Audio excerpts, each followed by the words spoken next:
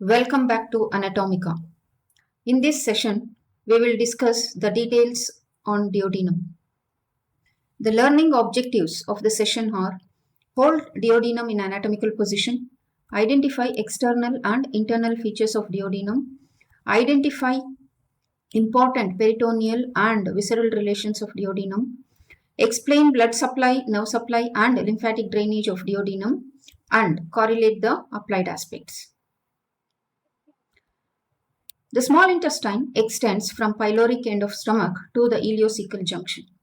It consists of the proximal fixed part, the duodenum, and the remaining mobile part, which includes the jejunum in the upper 2/5 and the ileum in the lower 3/5. The total length of the small intestine is about 6.5 meters.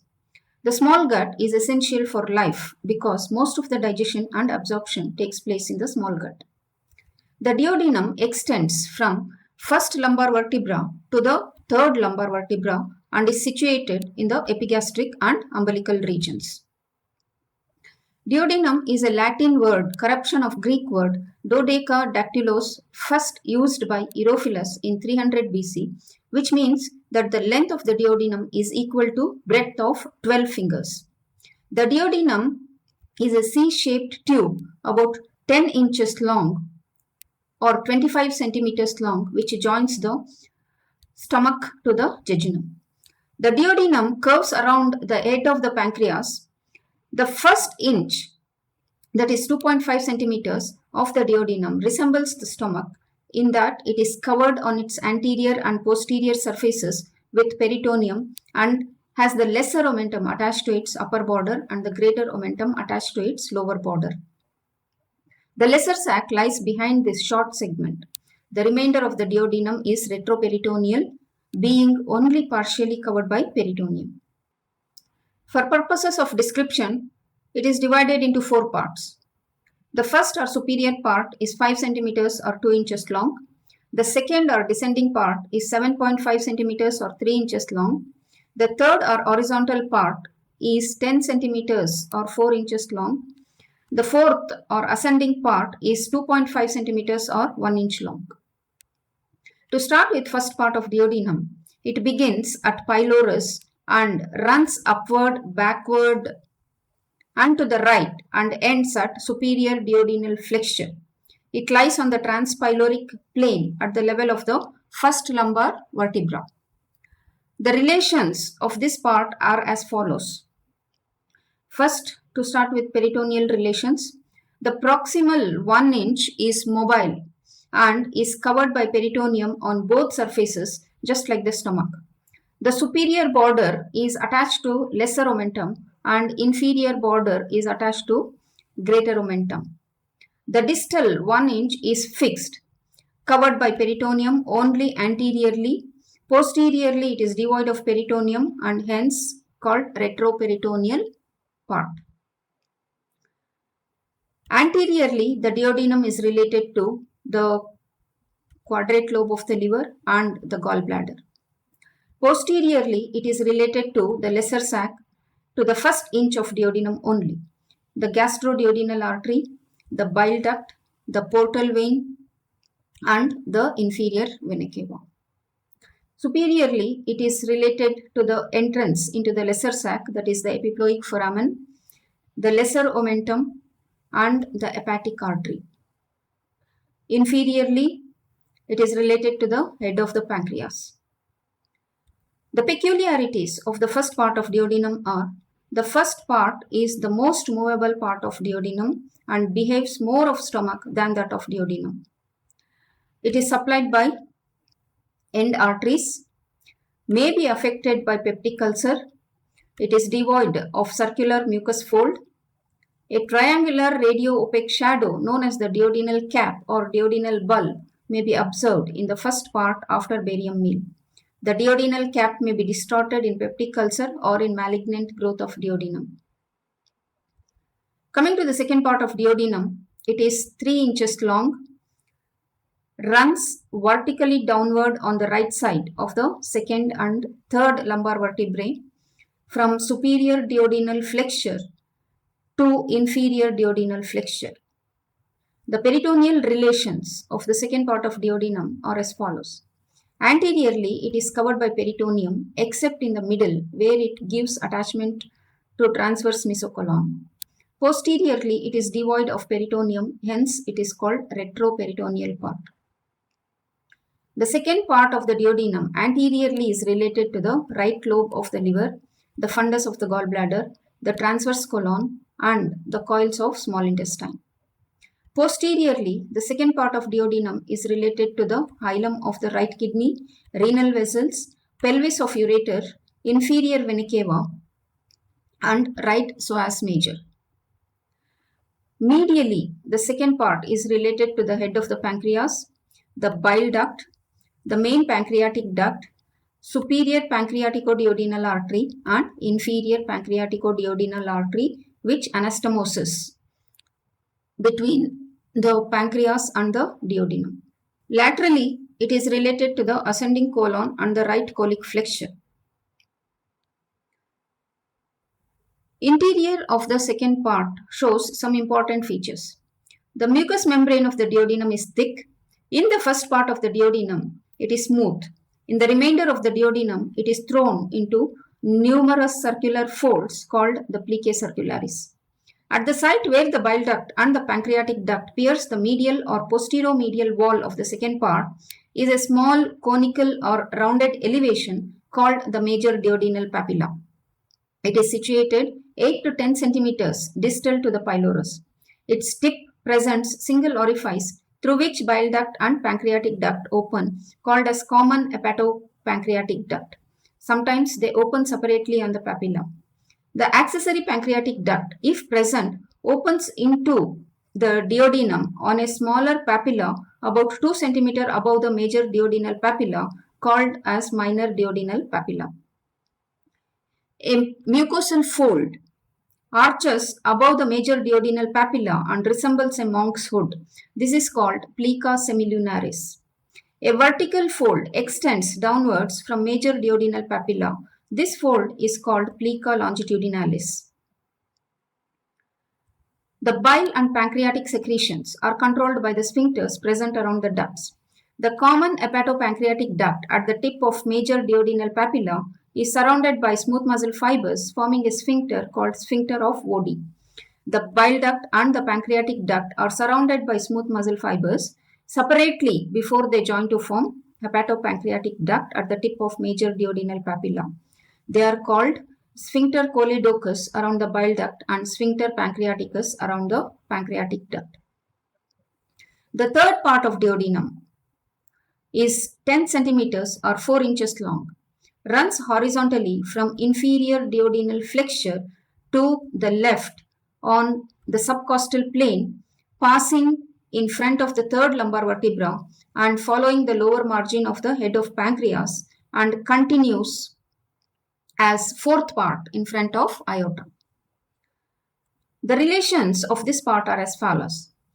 The peritoneal relations. Anteriorly, it is covered by peritoneum completely except at the root of mesentery. Posteriorly, it is devoid of peritoneum, hence this part is retroperitoneal. The visceral relations of this part are anteriorly the third part of duodenum is related to the root of the mesentery of the small intestine, the superior mesenteric vessels contained within it, and the coils of jejunum. Posteriorly, it is related to the right ureter, the right psoas major, the inferior vena cava, and the aorta. Superiorly related to the head of the pancreas and inferior pancreaticoduodenal vessels. Inferiorly to the coils of jejunum. Coming to the fourth part and the last part of duodenum, it runs upward and to the left from front of aorta at the level of third lumbar vertebra up to the duodenojejunal flexure at the level of second lumbar vertebra. The flexure is held in position by a peritoneal fold called the ligament of Treitz or the suspensory muscle of the duodenum, which is attached to the right crus of the diaphragm. The peritoneal relations of the fourth part is anteriorly covered with peritoneum and posteriorly it is devoid of peritoneum. Hence, including the distal half of the first part, second and third part of duodenum. It is retroperitoneal in position. The visceral relations of the fourth part are anteriorly, it is related to transverse colon, transverse mesocolon, the beginning of the root of the mesentery and the coils of jejunum. Posteriorly, the structures related are the left crus of diaphragm, the left margin of the aorta, the medial border of the left psoas major muscle, left renal vessels, left gonadal vessels, left suprarenal vein and the inferior mesenteric vein. Right side, it is related to the uncinate process of pancreas. The left side, it is related to the left kidney and the left ureter. Superiorly to the body of pancreas. In this video, few of the relations of duodenum are shown in 3D. Just observe how these structures are related to the duodenum. Gallbladder is related to the first and second part anteriorly. Superior mesenteric vessels to the third part anteriorly. Head of pancreas located between the first three parts of duodenum, in between the C-shaped structure. Uncinate process to the fourth part. Portal vein and bile duct to the first part posteriorly.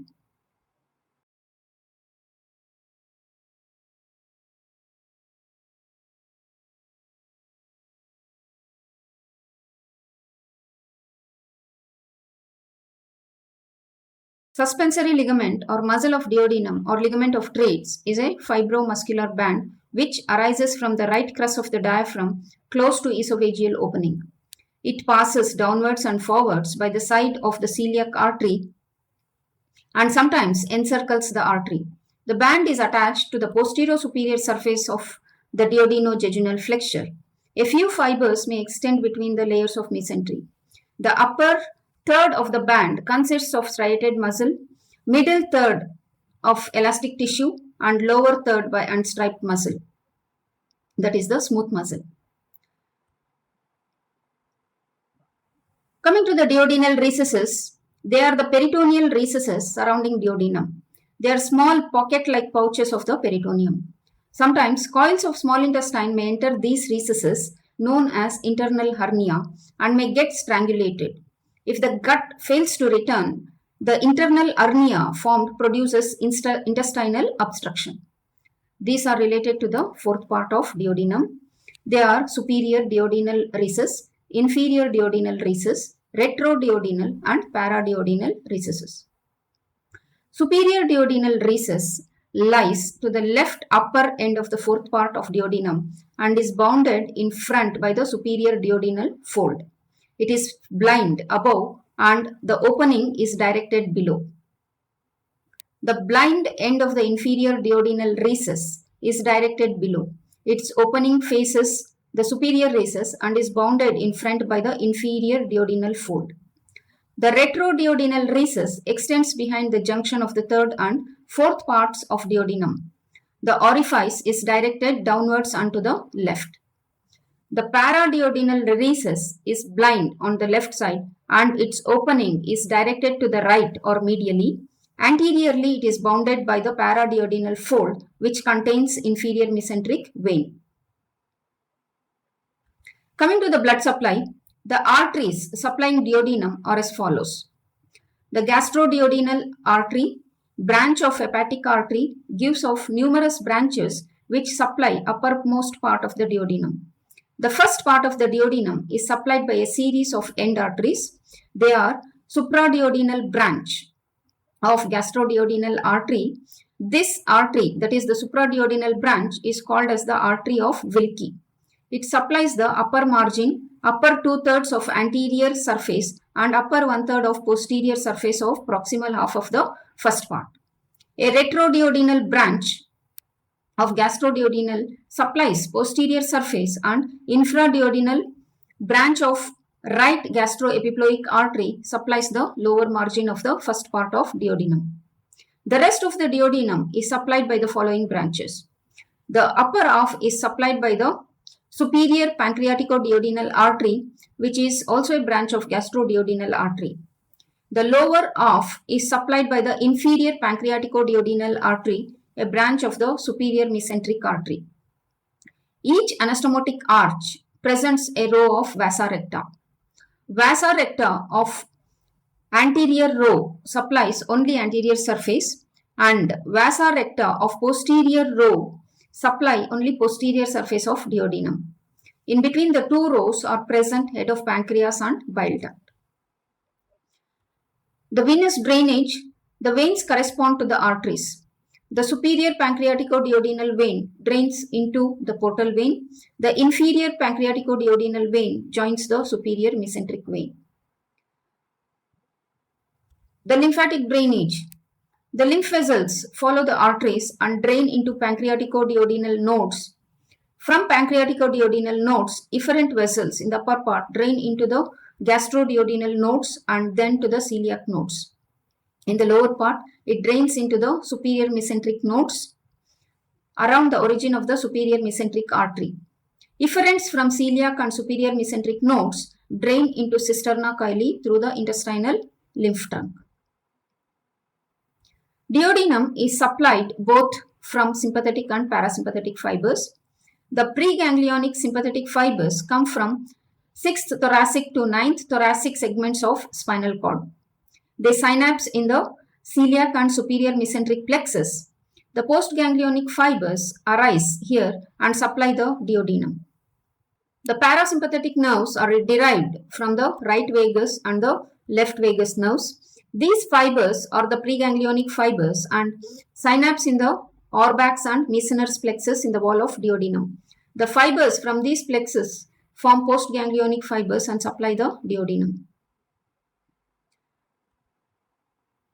To discuss the clinical anatomy of duodenum,